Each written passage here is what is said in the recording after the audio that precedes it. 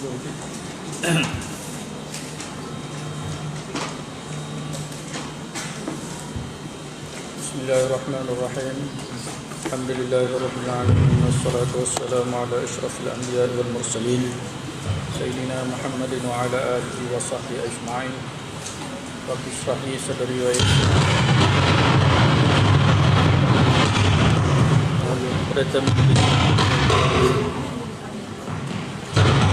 la quwwata illa billahil aliyyil azim.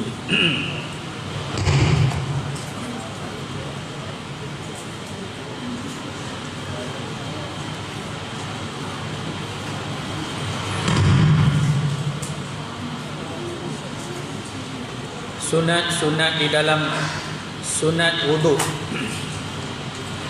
Dalam hadis Nabi Muhammad sallallahu alaihi wasallam diterangkan perkara-perkara yang sunat melakukannya semasa mengambil wudu. Antaranya ni sunat-sunat wudu, membaca bismillahirrahmanirrahim. Sunat wudu, nak ambil wudu baca bismillah, tak baca bismillah sah tetapi makruh. Tengok dalam kitab-kitab ulama sebut kalau kita ambil wuduk tak baca bismillah, dia bersih pada anggota wuduk yang basuh dengan air saja. Hati tak bersih. Tapi kalau kita nak bersih sampai hati, bismillahirrahmanirrahim, basuh muka, basuh tangan, kepala, telinga, kaki sampai ke hati. Baca bismillah. Itu sunat. Membasuh kedua tapak tangan. Sebelum ambil wuduk, basuh dulu pergelangan tangan. Hadis Nabi sebut tu. Yang ketiga, berkomor-komor. Sebelum mulakan wuduk, basuh pergelangan tangan dan berkomor-komor. Membersihkan hidung dengan memasukkan air ke dalamnya. Bersihkan hidung dengan memasukkan air ke dalamnya dan menghembusnya. Masuk air ke hidung dan menghembus keluar. Itu sunat. Menyapu seluruh kepala. Menyapu seluruh kepala. Itu sunat. Celup, sapu seluruh kepala. Itu sunat. Menyapu dua telinga. Menyapu dua telinga. Telinga ni celup, jari, ibu jari ni buah belakang. Yang telunjuk ni tolak belah dalam. Gitu. Bukan ambil. Itu menipu nama dia. Speaker kita ni tak mau elok. 2 hari dah, 2 minggu dah buat perangai. Sebimbang tadi. Yang tadi tuan-tuan boleh dengar semua no? Tafsir tadi. Dengar elok tadi. Ada tak dengar? Saya mengajak penat-penat tu tuan-tuan tak dengar letih lah tajuk tadi. InsyaAllah kita pelan-pelan repeat. Menyapu dua telinga dan mendahulukan yang kanan. Mendahulukan yang kanan apabila membasuh tangan dan kaki. Mendahulukan yang kanan itu sunatlah, semua itu tahu. Menggosok celah-celah jari tangan dan kaki, juga di celah-celah janggut. Menggosok di celah-celah jari tangan dan kaki dan di celah-celah janggut. Jari kaki kan, kalau kita tak gosok pun, kalau air sampai tak apa. Tapi sunat gosok ni, menyelati, gosok celah tu. Kalau tak gosok, air tak sampai, wajib dia gosok. Wajib dia gosok. Kalau tak gosok, air sampai tak apalah. Itu. Tapi tak dapat sunat lah, sunat dia gosok juga. Dan juga janggut. Janggut ni celup air selati gitu. Bawah janggut. Jadi bawah janggut yang tebal ataupun jambang yang tebal, kalau tebal basuh, kalau tak sampai ke semua kawasan janggut itu pun sah. Tapi sunat dia menyelati, dia selati begitu. Itu bagi janggut yang tebal. Bagi janggut yang tipis, dia kena wajib sampai ke semua janggut. Beza tebal dengan nipis, apabila tengok nampak kulit dagu itu dipanggil nipis. Kalau tengok tak nampak kulit dagu, Nampak janggut saja, itu dipanggil kulit, panggil janggut tebal. Ambil, basuh. Itu saja. Tak mesti semestinya kena sampai betul-betul bawah tu, tak mesti. Jadi kalau nak bagi sampai hak janggut tebal, jamban tebal itu, dia kena rendam dalam kolok, kocok-kocok tu baru sampai. Maksudnya nak sampai gitu. Sebab jadi basuh di atas. Basuh yang nama basuh lah, bukan celup. Bukan sapu. Ambil, basuh. Itu. Sampai. Jadi di bawah dasar janggut itu, dekat tumbuh janggut itu, kalau tebal tak sampai air sampai ke sana, maka sah wuduk dia. Kalau nipis, wajib kena sampai di bawah pangkal janggut dan jambang. Beza janggut tebal dan nipis. Mengulangi tiap-tiap perbuatan sebanyak 3 kali. Sunat mengulangi tiap-tiap perbuatan sebanyak 3 kali. Meniga-nigakan. Yang wajib sekali je. Yang pertama, yang kedua itu sunat. Itu. Berturut-turut, yakni perbuatan mengambil wuduk hendaklah dilakukan bersambung-sambung daripada awal hingga akhir. Ambil sampai sudah. Jangan duk berhenti dah. Kalau berhenti pun sah. Jadi elok berturut-turut. Start ambil wuduk daripada basuh pergelangan tangan sampai basuh kaki, bersambung-sambung. Jangan pergi berhenti menyembang, sekejap pergi sambung pula. Yang tu makruh. Walaupun wuduk sah. Syarat-syarat wuduk menurut huraian ulama rahimahullah taala, syarat-syarat mengambil wuduk seperti berikut. Syarat-syarat mengambil wuduk seperti berikut. Pertama, Islam. Orang yang bukan Islam tidak sah wuduknya. Kalau orang kafir dia nak ambil wuduk, dia tengok orang Islam ambil wuduk, dia nak ambil sama, wuduk dia tak sah. Sebab syarat sah wuduk Islam. Itu. Yang kedua, mumayyiz, yakni orang yang boleh membeza antara suatu dengan yang lain.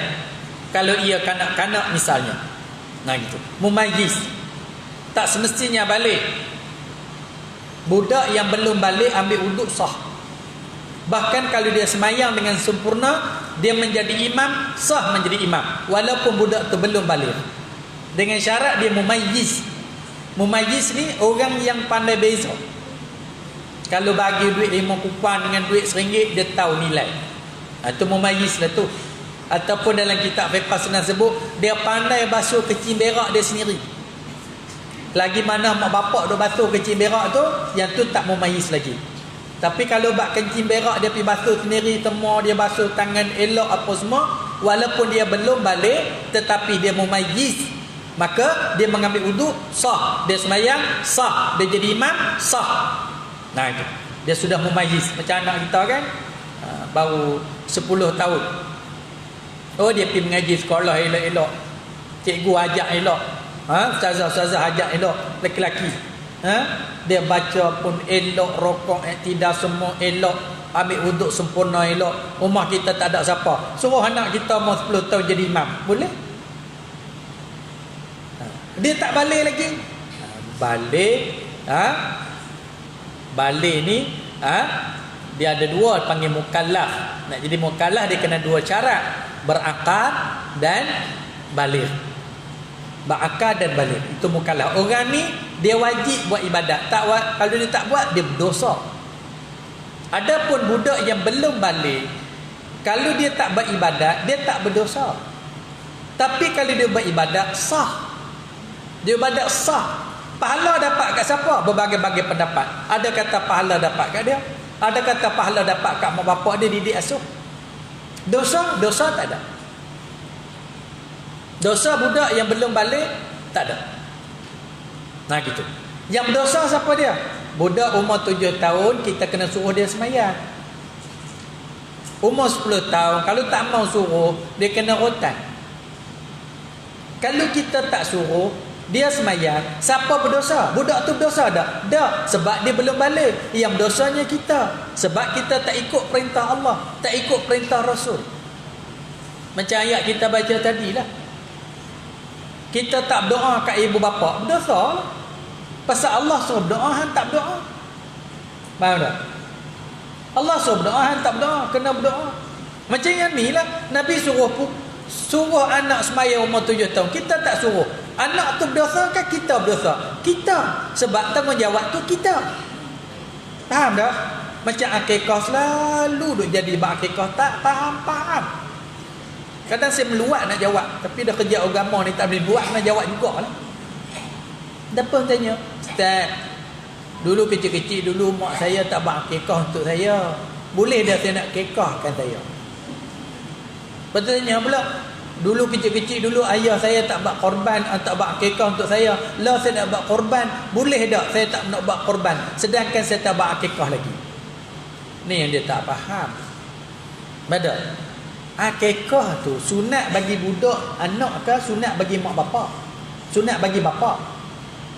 Bila dapat anak, siapa sunat buat akikah? Bapak kan?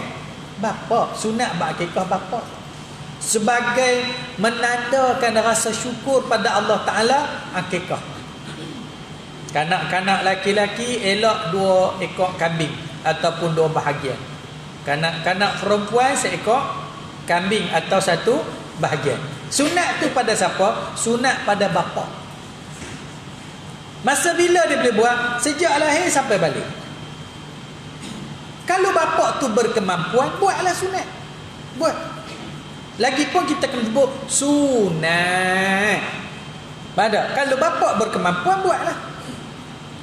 Tiba-tiba bapa tu tak berkemampuan nak buat, tak apa. Kalau bapa buat, pahala tu dapat kat siapa? Dapat kat bapa ke ataupun bayi ni? Kat bapa lah. Kat bapa lah dapat. Kalau bapa tu tak buat, siapa tak dapat pahala? Bapa lah. Ni cerita bapa tu, bapa. Faham? Apabila kita sudah jadi bapa, nak buat akikah pula, kena dapat anak pula lah. Faham tak? Dah kita ni bapa, mana boleh kita kekah kita? Ada. Kita kekah kita. Hak bapa nak buat ni dia ada korban. Dah ada. Buat korban. Buat akikah, buat korban laki-laki pun boleh buat, perempuan boleh. Okey, bila kita dah habis dah tajuk akikah, anak pun tak ada dah apa semua, kita nak buat lagi macam akikah, ada korban. Cuma korban ni dia berbeza sikit lah dengan akikah. Korban ni dia ada waktu dia. Akikah bila-bila boleh buat. Bila-bila boleh buat. Tu cerita dia. Jadi kita ingat susah hati. Mak saya dulu tak kekah untuk saya macam mana ni. Itu mak hang punya pantai, ayah punya pantai. Ni hang. Badak. Dia tak faham itu. Dok sat telefon tajuk tu. Kerja nak tanya macam mana duk susah hati. Sebab ayah dia tak buat kekah untuk dia, dia susah hati pasal apa? Dia tanya pasal esok akhirat tu saya nak naik kereta apa? Kenderaan apa? Itu cerita dia. Panggil. Tak apa, habis dah tajuk tu. Tajuknya kita pun dulu kan. Kadang kita duk cerita kat anak kita ni. Dulu masa dapat hang dulu, ayah bukan buat kekah untuk hang tu. Mak dia duk tak ada kerja, duk sembang saja. Ayah hang dulu kan duk buat untuk hang lagi tu. Tuhan ni nak kira macam mana esok ni apa semua. Dia pandai dia boleh buat reka. Tu cerita dia. Jadi bila kita dapat anak, sunatlah kita buat akikah. Tu cerita dia. Sunat tu untuk kita. Bahkan orang lain tak boleh buat. Tak boleh buat. Kadang tahu saya dah sebut banyak kali dah, yang kaluk nak buat akikah ni tok. Oh dia kaluk subuh yang tok ni lah. Dia jadi cewi tu, cewi. Ni ada yang tok ni kaluk dengan kekolo, dengan susah hati gitu gini apa semua ni. Kadang-kadang tok ni dia banyak sikit, dia lah pergi beli kambing, pergi beli semua, buat semua siap. Ni menantu dia ni tak tahu pun. Tahu tok tak boleh buat, tahu tok tak boleh buat, tak ada hak nak buat. Ni bapak dia aja. Tok habis cerita dah. Tak beranak dah. Itu tu cerita dia, habis cerita dah. Tu. Kalau kita berasa juga nak buat kesian kat menantu kita, nah lah mak bagi duit 1,000 hampir belilah kambing. Nah ada. Mak sedekah kat hang 1,000 hampir belilah kambing. Nak buat apa buatlah, nanti elok hang buat kekah untuk anak hang. Tak apa dia pergi beli kambing. Buat. Menantu dia pula mak tua dia bagi 1,000. Dia pun duit tak ada, tak beli kambing. Dia beli benda yang dia rasa perlu sangat. Apa kereta pun nak kena tarik dah, rumah pun tak lepas nak bayar pun semua. Dia pergi bayar yang tu, tak apa. Sebab kita bagi kat dia habis cerita. Faham tak? Cuma kalau boleh hang buat lah kekau untuk anak. Dia pergi hak lebih penting lagi apa semua. Faham tak? Tu cerita. Jadi tok ni jangan duk kalut sangat lah. Duk diam-diam. Okey, cucu tak bak kekau pun darah tinggi naik. Ni je pasal. Pergi. Habis hak tok ni. Dia tok dia kalut lebih. Tu cerita dia. Lagi satu dia bela cucu. Bila dia cucu. Hak lagi satu ni apa ni? Fitrah. Kena pula bercerai pula. Bercerai dia bela lah cucu tu. Menantu dia duduk tak mana tak tahu. Ni duk main susah hati kat kita ni. Macam mana kalau pak dia tak bayar fitrah? Saya ni susah hati kalau tak bayar fitrah apa semua ni. Terus ada susah hati lah. Tanggungjawab bayar fitrah itu tanggungjawab bapa. Kalau bapa dia tak bayar, bapa dia yang berdosa. Nada, bapa dia yang berdosa. Seorang laki-laki dia tahulah tanggungjawab dia sebagai seorang bapa. Kalau dia berkemampuan, dia kena bayarlah fitrah. Ni duk fikir benar nak tanya tak tahu pita mana, dia pun tak habaq pita mana, bayar ke tak lagi tak tahu. Orang tu duk darah tinggi di mana pasal tu? Tak kepala sekali tu kalau duk fikir benda bukan kerja kita, bukan kerja kita. Yang ni kita ingat, pergi ke mana pun hang ada anak yang belum balik kecil, bila sampai masa fitrah, hang wajib kena bayar fitrah untuk mereka. Tu tanggungjawab hang. Hang tak bayar, hang tanggunglah. Sebab dosa tu dosa bapak. Faham tak? Dia ada bela cucu dosa hati tu semua. Faham? Kita faham hak kita, tanggungjawab kita mana. Baik. Ketiga, suci daripada haid dan nifas. Suci daripada haid dan nifas. Kalau ada haid ambil wuduk pun tak jadi. Haid dah ada, hak besar lagi dah ada. Ambil wuduk tak jadi. Orang panggil. Tu yang kata tu, dia ada haid dan nifas ambil wuduk. Macam mana? Jadi dia wuduk dia tak jadi sebab ada haid dan nifas. Itu. Yang keempat, jangan ada sesuatu pada anggota wuduk yang mengubah air seperti lipstik dan sebagainya. Jangan ada pada anggota wuduk tu mengubah air. Macam kan dia pakai ni zaman orang pakai lotion kat tangan dia. Takut hitam. Ni tenyehlah kat tangan ni. Ada. Ni nak keluar tambah budak-budak orang muda pula lebih kerja tengah panas. Tenyeh lotion penuh. Sagi ambil wuduk, basuh muka, sagi bila basuh tangan ni, air ni bercampur dengan lotion tadi dah. Air ni bukan jadi air mutlak dah ni. Air ni air mustakmal, dia bercampur dengan ni. Jadi kena basuh dulu lotion tu biar keluar habis dulu, baru basuh lagi. Sama di muka ni, dia pakai bedok ke pakai apa ke. Jadi kalau pergi basuh dengan air itu saja, dia jadi air tepung lah. Jadi tepung. Jadi itu je tak sah ambil wuduk gitu. Jadi kena bersihkan dulu yang tu. Biarlah yang kena pada muka kita tu air mutlak.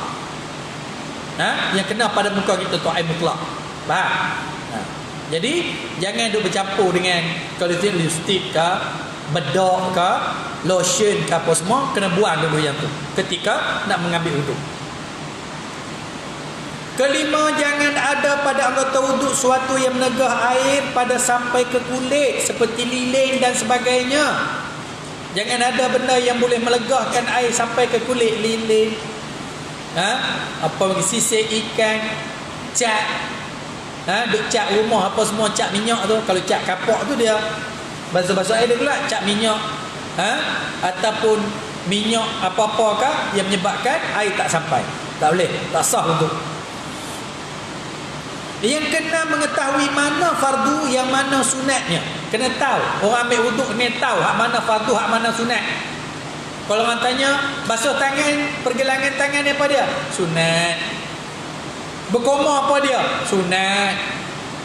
Basuh muka, wajib. Basuh tangan, wajib. Basuh telinga, sunat. Basuh kaki, wajib. Dia ada ilmu. Ada ilmu. Kalau tanya basuh muka apa dia? Sunat je. Ini jahil, tak sah wuduk. Tapi kalau jahil dia pun wajib semua, sah. Basuh tangan wajib. Wajib. Berkomar wajib. Telinga wajib. Dah bodoh sangat. Semua dia kata wajib belaka. Sah. Tapi kalau hak wajib kata sunat, tak sah. Faham? Itu. Yang ketujuh, jangan i'tiqad mana-mana perkara fardu itu sebagai sunat. Yang ke-8, air yang suci. Ambil wuduk mesti kena guna air yang suci, air mutlak. Jelasnya apabila berhimpun segala syarat tersebut, sahlah wuduk itu. Dan apabila kurang salah satunya, batallah. Ikut syarat-syarat tadi. Apabila sempurna syarat-syarat tadi, sahlah wuduk. Apabila tak sempurna, batallah wuduk. Perkara yang membatal wuduk, banyak hadis-hadis Nabi Muhammad sallallahu alaihi wasallam dan asar penjelasan daripada sahabat Nabi sallallahu alaihi wasallam menerangkan perkara-perkara yang membatalkan wuduk panjang lebar. Kesimpulannya seperti berikut. Pertama, keluar sesuatu daripada satu antara dua jalan, batal wuduk. Keluar sesuatu daripada salah satu daripada dua jalan. Jalan depan, jalan belakang. Bukan jalan tarak ni. Tahu takkan nak apa. Gitu. Keluar salah satu daripada dua jalan. Apa dia? Kencing dan berak. Apa dia lagi? Kentut. Batal itu. Apa dia lagi? Keluar benda apa pun batal. Tongkai kayu ke? Batal. Mah ke? Batal. Yang tak batal keluar mani. Tapi kena mandi. Macam tu juga. Ada. Faham? Baik. Yang kedua, hilang akal disebabkan mabuk atau gila atau pitah. Itu semua batal wuduk. Atau tidur. Kecuali kalau ia tidur dengan duduk tetap pada tempat duduknya, maka tidaklah batal wuduk. Macam kita duduk sila macam ni, lena selalu ni hujan lena pun dah ada. Duduk ni lena, wuduk ada, batal tak? Tak batal. Sebab papan punggung dia duduk tetap. Macam mana nak kentut? Macam mana nak kentut? Tak boleh kentut. Kentut ni dia kena angkat sikit boleh kentut. Ni dia duduk tetap lagu tu, maka tak batal wuduk. Kalau dia lena pun tak batal, dengan syarat tidur yang tetap papan punggung tadilah. Kalau tidur berguling, melentang, mengereng, batal wuduk. Dia kata tak kentut, mana hantar?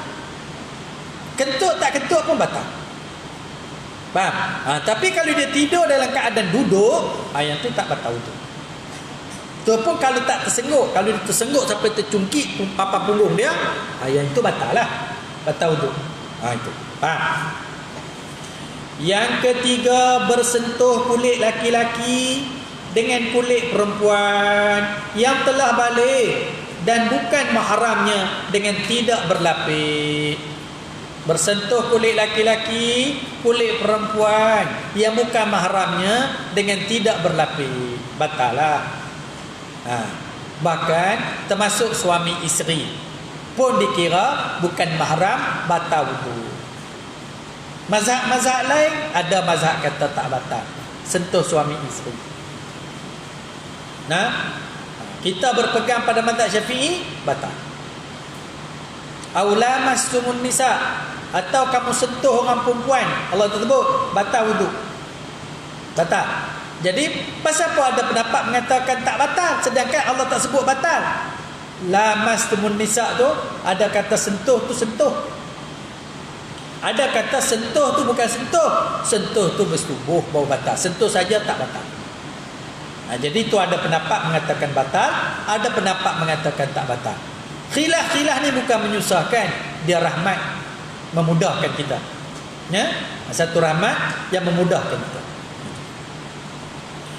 Yang keempat, bersentuh kemaluan anak Adam. Bersentuh kemaluan anak Adam batal wuduk. Bila sebut anak Adam, asalkan orang, batal. Anak kecil ke, bayi ke, baby ke, apa semua, dia sentuh kemaluan tu, dia ada wuduk, batal. Kemaluan anak Adam. Lembu bukan anak Adam. Dia tak saja kerja pegang hak lembu. Batal ada wuduk? Tak batal. Ada. Ada pergi belek hak lembu ke, kambing ke, apa semua. Lah orang tak belah lembu dia tak tahulah belah lembu, dia tahulah ada belek berulat lah bawah tu ke dah apa semua, dia ada wuduk. Batal tak? Tak batal. Pasal apa tak batal? Lembu bukan anak Adam baik oi. Lembu anak lembu lah. Nah, maka dia tak batal. Nah, tu cerita dia. Orang batal. Hak orang batal. Hak orang ke hak dia ke batal. Tu cerita. Atau bulatan duburnya dengan tapak tangan. Bukan pegang punggung hak dalam, bulatan dubur. Halaqah dubur. Nah itu. Halaqah ni kita panggil bulat kan. Tu kalau pegang tu. Dengan tapak tangan atau perut jari. Sentuh tu pula, yang sentuh kemaluan tadi ataupun dubur tadi, halaqah dubur tadi, sentuh dengan tapak tangan dengan perut jari. Mana tapak tangan? Bila kita belaga dua-dua ni kena. Panggil tapak tangan ni. Ni kawasan tapak tangan. Kok ni tak apa? Kepik lagu tu tak apa. Pegang kemaluan kepik lagu tu. Tak apa, tak batal. Sebab dia bukan pegang dengan tapak tangan itu. Tu orang kata kalau dia nak kencing, dia pegang lagu tu. Batal wuduk ke tak? Tahu tak? Tak batal lah, kencing tu batal lah. Kepik tu tak apalah, kencing tu batal. Tu cerita dia. Bagi ataupun belah belakang, dia pegang kemaluan dia belah belakang. Tu tak batal. Yang batalnya pegang tapak dengan tapak tangan, perut jari. Tu panggil. Tu batal. Jangan lupa ni hukum dia semua. Jadi kita tengok yang tu je batal wuduk. Apa tengok? Keluar sesuatu daripada dua jalan, hilang akal, bersentuh kulit laki-laki, kulit perempuan, bersentuh kemaluan. Baik, hak kita dah batal wuduk banyak sekali apa dia? Kentut. Hak tu yang banyak sekali batal wuduk. Ada. Ada pun lain-lain tak ada. Tapi kita suka wah-wah. Allah wah-wah sungguh. Cuba tuan-tuan cek tengok. Tuan-tuan ambil wuduk subuh tadi, lah ni kat pukul 11 ada wuduk lagi. Ada lagi Ada. Kalau kita tak buat perkara membatalkan wuduk, ada. Dia bukan buat apa. Kita kau duduk tak ada buat apa. Nak buat apa? Dia utama duduk lagu ni nak kentut. Tidak kerja. Nak kentut tak kentut. Nak buat apa? Nak sentuh kemaluan, nak pegang mata telefon, tidak kerja. Nak buat apa? Tidur. Kalau dia tertidur lagu tu kan, jadi tak ada kaluk pun. Macam ya apa salahnya kita lepas-lepas macam kita tak main duha lagi. Lepas-lepas kuliah tu pakat bangun sembahyang. Ada wuduk tak ada wuduk? Lah, kadang kita kena tunjuk Islam tu mudah. Seingat aku tak buat kau batalkan wuduk. Hak tak ingat tu lain kira. Allahu Akbar maya. Susah apa? Seingat aku tak buat kau batal wuduk. Tak ingat. Seingat aku tak pergi kencing, aku tak pergi berak, aku tak kentut, tak ada apa. Maknanya, wuduk yang subuh tadi ada lagi. Boleh tak sembahyang duha? Boleh. Bayanglah. Cuba kita tunjuk gitu mudah. Sebenarnya tahu, kita wah-wah tambah orang perempuan. Dia pakai tak sembahyang duha. Pasal apa nak pergi ambil wuduk tu payah? Kan banyak jenis nak kena buka. Berlapis-lapis nak kena menjadi bit tu sembahyang terus. Padahal wuduk tu ada. Saya kata, macam nak sebut selalu, bukan senang nak batal wuduk. Ada. Kok lah pagi tadi makan gulai nangka ke apa ke, tahu lah. Apa semua. Benda kentut ke apa, tak tidak mempanggil. Batu cuba kita ni. Bagi saya, apa salahnya kalau kita habis je, kalau nak main duha lah. Berduha, kalau nak lah, kalau malas pasal lain. Ada. Kalau kita nak cerita pasal wuduk, seingat aku main pada rumah tadi tak ada apa benda buat kau batalkan wuduk. Maknanya wuduk yang kita ambil subuh tadi ni ada. Cuba tuan-tuan duduk saja fikir. Wuduk subuh tadi ada ke tak ada? Kalau kita ketengah orang kan dia ada elok dan bangun sebelum subuh, dia pergi bilik ayat, qada hajat semua siap dah apa semua, ambil wuduk apa semua main subuh. Dia bukan senang nak batal. Tak ada. Kan senang nak batal. Ni dah berhenti jadi RNR tu terkhapa cari tempat wuduk. Tu jadi lambat. Berhenti masjid, terkhapa cari tempat wuduk. Betul, memperbarui wuduk tu sunat. Tapi kadang-kadang kita guna-guna kemudahan yang diberi. Tak ada kemudahan yang diberi. Wuduk tadi ada, lagi ada batal lagi. Masuk dalam surah Allahu Akbar sembahyang, qomat sembahyang. Lepas tu macam mana? Jangan wah-wah. Yakin sembahyang sah. Wuduk ada. Kerana wuduk boleh guna untuk beberapa sembahyang. Boleh guna untuk beberapa sembahyang. Tu cerita dia. Cuma masalahnya gitu, kita tak ada wuduk, tak ada wuduk, tak ada wuduk. Tanya, hang kentut ya? Kentut? Tak. Wah-wah sebenarnya, itu tajuk lain. Cuba kita jaga wuduk tu bagi elok. Jaga maksudnya bukan perlu jaga tak mana pun. Bukanlah nak kentut tu kena tahan kentut, nak kencing tu kena tahan kencing. Itu mudarat pula. Ada. Ingat kita kalau jenis buang air besar tu sehari sekali je kot no. Takkan sehari 4 kali. Ada. Nak kentut pun ada tempat juga. Duk kalau rumah lain bilik-bilik tu kentut lah. Duk ramai-ramai kentut. Oh. Tak orang panggil. Tak batal. Itu cerita dia. Tu yang kadang nak pegang Quran pun takut. Nak sembahyang sunat pun takut. Takut apa? Takut tak ada wuduk. Baik tak pegang terus. Baik tak sembahyang tu. Kau duduk menyembah. Itu sedap. Faham? Nah, cuba ubah perangai tu. Saya amal itu. Saya pergi mana-mana apa semua. Saya ingat tu keluar tadi Zuhur. Duduk tak kereta. Duduk tak kereta. Jalan kau duduk tak kereta. Masuk asal. Tak ada apa-apa. Turun tinggal kat mana-mana sampai ke Ipoh ke sampai ke apa? Terus masuk dalam surah Allahu Akbar sembahyang. Qomat sembahyang. Itu. Lepas tu lagi masuk jalan. Kalau nak pergi bilik ayak ke apa semua, pergi bilik ayak, ambil uduk. Ambil uduk lah. Mayang dah tadi. Lagi berjalan pula lagi tu sampai maghrib lagi apa semua Kuala Lumpur ke apa semua. Tadi ada ambil uduk belum apa semua ada. Tak kalau Allah Akbar mai maghrib. Tak ada kalau apa. Cuba kita buat tunjuk mudah. Memang. Orang Melayu je yang jadi payah ni. Arab jarang kita tengok depa ambil uduk. Orang tu ambil uduk. Orang tanya pula Arab ni ambil uduk sebila? Tu cerita dia. Lajak pula. Kita ni penuh ke tempat uduk tu. Tu cerita. Kecuali kalau kita lama dah uduk ni ada lagi tapi lama dah. Ada lama dah perbaharui lain lah. Tak apalah. Ni kita bukan pasal perul, pasal wah-wah. Ada tak ada? Ada tak ada? Ada tak ada? Tu wah-wah. Dia pegang kaedah begitu. Kita ingat ambil wuduk tapi tak ingat pun buat perkara membatalkan wuduk. Dikira ada wuduk. Faham? Kalau kita ingat bukan batal wuduk, memang aku pergi beli ayak tadi, aku kencing betul tadi, tapi tak ingat lepas tu ambil wuduk ke tak, tak ingat langsung, maka pada ketika itu dikira kita tak ada wuduk. Faham tak? Kaedah dia macam tu.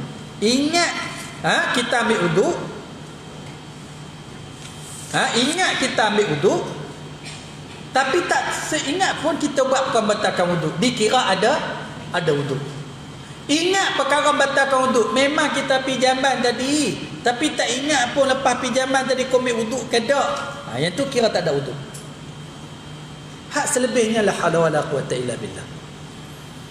Cukuplah kita dengan Allah Ta'ala, serahlah pada Allah Ta'ala. Faham tak? Saya sebut ni tuan-tuan, tambah kita tua-tua ni orang panggil bukan yang muda. Kadang pergi beli ayak lambat pula. Kita ada wuduk, ramai pula orang. Dia kena tunggu nak beratuk. Lepas tu masuk pula lambat, nak kena buka, kena stoking apa, tambah orang perempuan apa semua. Dah wuduk tu ada, pakailah wuduk tu. Itu cerita. Jangan kita, Islam tak susah tak mana, kita buat dia jadi susah.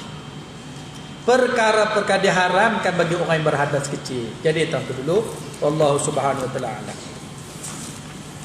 Ni ada soalan lama dah, tak ada soalan. Apa maksud selalu mimpi arwah mak? Mimpi tuan-tuan bukan sekadar mainan tidur. Mimpi ada sebab. Ada, mimpi ada sebab. Yalah kalau kita mimpi arwah mak. Arwah mak kan mimpi siapa ke tuan-tuan sekalian? Ini satu rezeki yang Allah bagi. Bila orang mati, kita ingat kita tak akan berjumpa dengan orang tu habis cakap dah. Allah buat lagi satu stesen untuk kita bertemu dengan orang yang mati.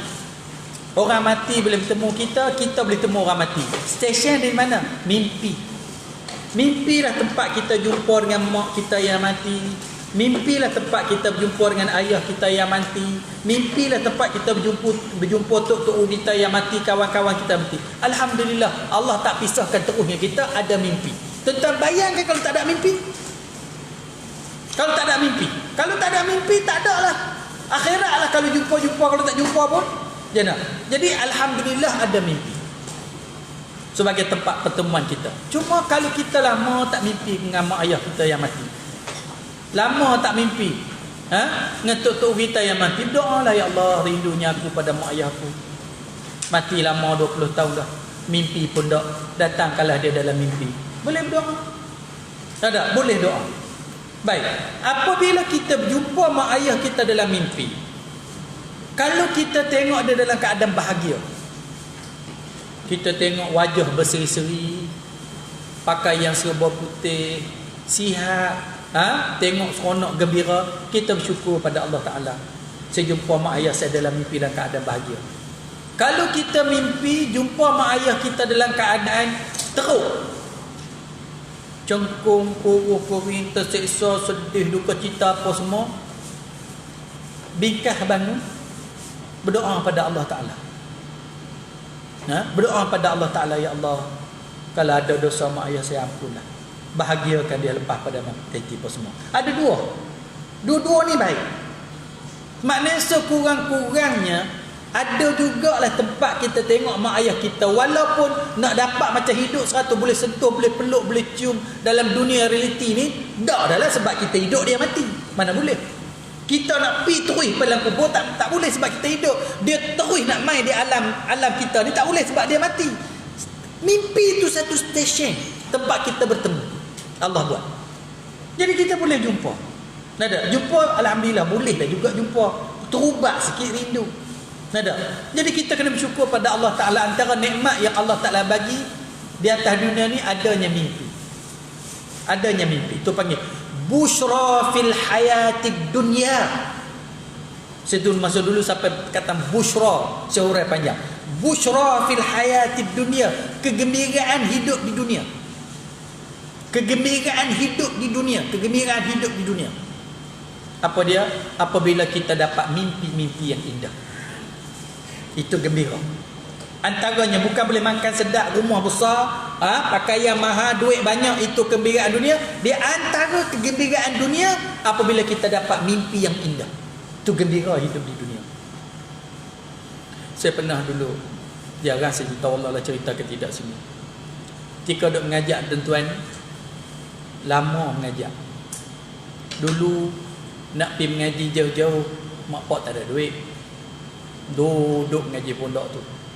Nah, kawan-kawan pergi Mesir saya sedih, kawan-kawan pergi Jordan saya sedih, kerana mak bapak tak mampu nak hantar. Jadi duduk pondok sampai kahwin, buka madrasah mengajar. Kadang-kadang hati ni rasa cemburu orang mengaji pergi keluar. Hati rasa cemburu orang boleh pergi mengaji pergi keluar, nak tinggal orang duk mengaji. Satu hari tu saya pergi ke Mesir. Pertama kali saya jejak lagi pergi Mesir. Pergi bukan pas saya pergi mengaji tak. Masa ni dah kurang 5-6 tahun dulu lah pergi Mesir. Lepas tu saya sampai, mereka bagi hotel, saya kata saya tak mau duduk hotel, saya nak tidur di asrama pelajar-pelajar. Pelajar pergi ambil, tidur di asrama. Nada, tidur. Lepas tu pelajar buat berjalan apa semua. Antara makam yang saya pergi ziarah, makam Syekh Salah Ja'fari, seorang waliullah, Syekhul Azhar yang keberapa tak tahu. Saya pun tak kenal sangat sejarah dia. Tak kenal sangat sejarah dia semua. Pergi ziarah, balik ziarah, tidur balik atas katil. Esok nak pergi Madinah, tidur lena, mimpi malam tu. Saya tidur baring, Syekh Salah Ja'fari mari duduk atas kursi macam ni, atas kursi rendah sikit lah, badan dia gemuk. Ada seorang budak Arab, segak muda je, dia bawa keluar satu kertas, dia baca biodata saya, semuanya tepat. Saya daripada mana. Ni mimpi, cerita mimpi. Pada mana apa semua ni. Sampai habis, Syekh Salah Ja'fari ni dia anggur. Lepas tu dia pegang tangan saya. Dia pegang tangan. Dia kata, aku ijazah kenakan nikah. Aku ijazahkan ketika. Lepas tu saya terjaga. Tidur. Jaga. Jadi saya rasa lega, rasa puas hati, rasa gembira. Mungkin hajat saya nak pergi ke Mesir ni dulu tak boleh nak pergi mengaji. Lah ni pula ada tanggungjawab pula apa semua. Sekurang-kurangnya walaupun tak pergi, Syekhul Azhar yang sudah mati mari pegang tangan, ijazah dalam mimpi. Tak ada. Jadi bukan cerita mimpi, satu kegembiraan. Ada satu kegembiraan hidup di dunia ini. Allah bagi kita mimpi-mimpi yang baik yang menyebabkan kita semangat. Kita rasa ni kita pun khasnya dalam kita buat perjuangan. Tak kiralah perjuangan apa, termasuk perniagaan, apa kita buat. Kita banyak kena minta pada Allah Ta'ala supaya Allah ni anugerahkan mimpi-mimpi yang baik, yang kita lebih bersemangat, yang lebih apa semua. Bila saya balik daripada situ, saya rasa bersemangat.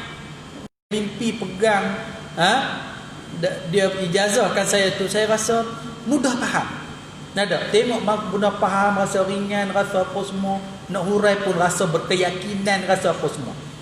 Itulah tuan-tuan sekalian, cerita mimpi. Saya cerita kat tuan-tuan sekalian ni hak tuan-tuan lah. Tapi saya yakin tuan-tuan percayalah kat saya kalau cerita kat orang bukan anak murid kita, mungkin kita mengarut. Dan sebab mimpi. Ada mimpi. Sama ada dia percaya ataupun dia tak percaya, itu masalah. Jadi soalan tanya tadi, dia mimpi jumpa mak dia, baguslah. Kalau kamu jumpa mak kamu dalam keadaan bahagia, kamu syukur pada Allah.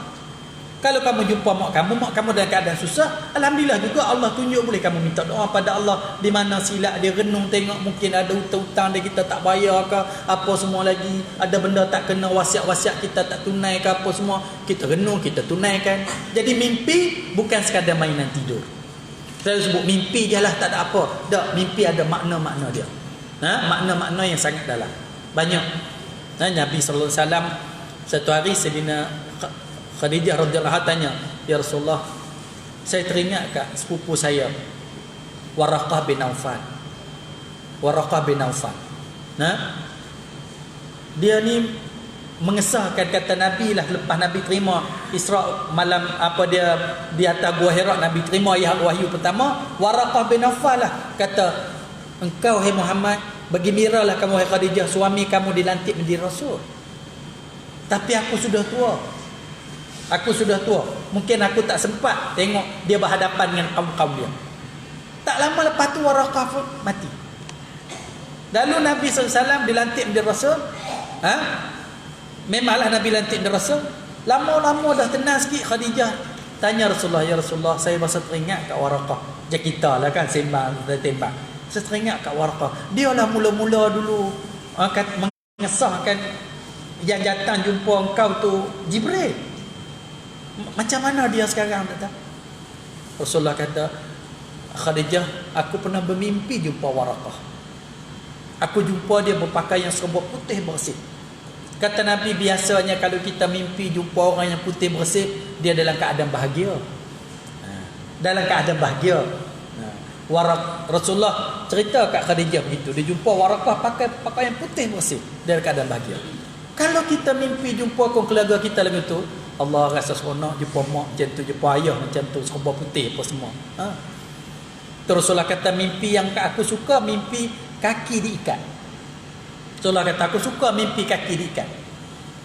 Orang yang mimpi kaki diikat, tanda dia istiqamah. Ni tuan-tuan mengaji kata mimpi kaki kena ikat lagi. Tak mimpi lagi ikut tu, kadang mai, kadang tak mai, kadang mai, kadang tak mai. Main sekali, tinggal dua kali. Minta pada Allah biar mimpi malam ni kaki kena ikat, beristiqamah sikit. Itu. Wallahu a'lam. Bismillahirrahmanirrahim. Sallallahu Muhammad. Allahumma inna nas'aluka uluman nafi'a wa arzaqan wasi'a wa amalan salihah, sa'adatan darain wa husnul khawatim, anta khairur raziqin. Rabbana atina fid dunya hasanah fil akhirati hasanah wa qina azaban nar. Rabbana hab lana min azwajina zurriyyatina qurrata a'yun waj'alna muttaqina imama. Allahumma ighfir lana wa liwalidina warhamhum kama rabbayana shaghira. Rabbana atina fid dunya hasanah fil akhirati hasanah wa qina azaban nar. Sallallahu ala sayyidina Muhammad wa ala alihi wa sahbihi ajma'in. Alhamdulillah rabbil alamin.